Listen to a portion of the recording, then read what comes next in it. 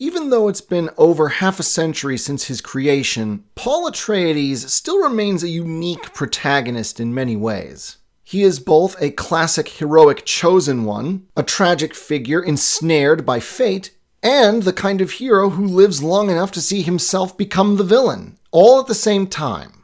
If this new Dune is actually going to go anywhere, this is something that Villeneuve and the writers are going to have to keep foremost in their minds. We also get to find out whether or not Timothée Chalamet can actually pull that off convincingly as an actor. So far, I think he's mostly acquitted himself well, and he is baby-faced enough to be more convincingly than either Kyle MacLachlan or Alec Newman that he's supposed to be a teenager. Overall, I'd say the casting of Villeneuve's Dune is one of its great strengths. Rebecca Ferguson and Oscar Isaac acquit themselves well as Jessica and Duke Leto. Ditto for Javier Bardem and Charlotte Rampling as Stilgar and the Reverend Mother respectively. Jason Momoa personally doesn't quite fit the role of Duncan Idaho, but he is likable and charismatic enough that my SMP is prepared to overlook that. In terms of performance at least, there are really only two miscasts in my opinion. Josh Brolin, who quite frankly looks nothing like the kind of warrior poet Gurney is supposed to be. I mean, can you imagine that face saying, "Mood is for cattles and love play"? There's a reason they decided not to have him say that line in the film. And while Stellan Skarsgård is appropriately menacing as the Baron Harkonnen ought to be, he is far too quiet. There's none of the villainous glee or malicious bombast that the role of the Baron Harkonnen calls for. I have a lot of issues with the 2000 sci-fi miniseries, but for my money, Ian McNeice is still the definitive on-screen adaptation of the Baron Vladimir Harkonnen. Perverting common wisdom, nephew, is the mark of all great conspiracies. You see, nephews, a popular man arouses jealousy, and Duke Leto is a very popular man. The other great houses will be glad to get rid of him, even though they would never admit it. What kind of poison did you choose, boy? Something slow and painful, I assume? So you could watch, eh? Perhaps I should cut your vocal cords, and then Piter could have his way with you. But then again, perhaps not. I promised you'd be reunited, and I'm a man of my word. As now you can see. You're good material, Fade, and I hate to waste good material. Now give me one good reason why I shouldn't kill you right here. Just goes to show, never get more popular than the boss. Unless you intend to sack him. No blood on my hands. I have no idea what happened to you. So when I see the Emperor's wrinkled old bitch of a Trusair, I suppose I'll just have to say, no. I want Leto to appreciate the beauty of what I've done to him. I want him to know that I, Baron Vladimir Harkonnen, am the instrument of his family's demise, the extinction of House Atreides, and the ascendance of House Harkonnen. But back to the subject of Paul Atreides. This particular video is going to be about something that is an important subplot of the main story of Dune itself, and is a crucial setup to the events of the Dune sequels, assuming this new franchise even gets that far. And that is Paul's terrible purpose, the premonition of his own future that eventually leads to what is known as the Golden Path. That narrow, terrible road that the Kwisatz Haderach must guide humanity onto if it is to survive. Was there any chance of escaping it? Fairly major spoilers ahead for Dune, Dune Messiah, Children of Dune, and God Emperor of Dune, so you've been warned. So, Paul Atreides as the Kwisatz Haderach, essentially the super being of the Dune universe, thanks to being trained by both his Bene Gesserit mother and by the Mentat Thufir Hawat as a boy, possesses both the mental manipulation abilities of the Bene Gesserit and the computational powers of the Mentat. However, upon arriving on Arrakis and after prolonged exposure in the desert to the spice, because trace amounts of it are literally in the air he breathes, Paul also begins to develop powerful precognitive abilities comparable to that of the Guild Navigators, who use their prescience to safely guide ships through folded space. Over the course of Dune, this prescience mostly takes the form of a single recurring nightmare. A vision of armies spreading across the universe. A vision of blood and fire, over which waves the banner of the noble House Atreides. Suffering beyond imagining, horror beyond words.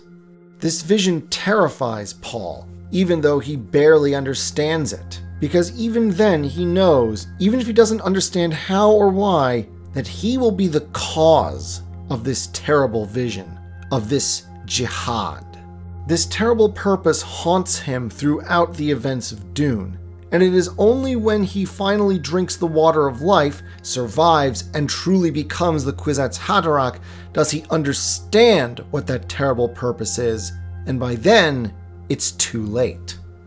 Long ago, in keeping with the policy of the Missionata Protectiva, the Bene Gesserit Sisterhood went to Arrakis and spread among the Fremen the idea of a prophecy. That one day a man from beyond the stars will come to them and lead them to freedom and glory. That he will be the son of a Bene Gesserit sister, the Lisan al-Gaib, the voice from the outer world. Now, the purpose of the Missionata Protectiva was to make the local populace of any given world more sympathetic to the Bene Gesserit, and thus more likely to help any member of that sisterhood should she require it.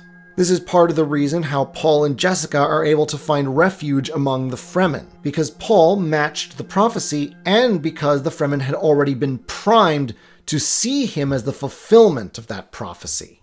Of course, Paul and Jessica had come to the Fremen for their own purposes, namely to ensure their own survival in the wake of the betrayal and destruction of House Atreides by the Harkonnens and the Emperor, and perhaps the chance to avenge that betrayal and the death of Duke Leto, Paul's father and the man whom Jessica loved. Duke Leto was destroyed through treachery, betrayed by his own emperor, and for Paul and Jessica, this is an injustice that cannot stand. And so, as they live among the Fremen, both mother and son, but especially Paul, begin using the Fremen's perception of him as a potential savior to his advantage. Eventually, this creates a following that will topple the Emperor and destroy the Harkonnens. But as time passes, as Paul learns the Fremen ways, as he forms friendships with men like Stilgar, and even finds love and a family with Chani and their first child, the visions don't let up, and that sense of terrible purpose grows stronger.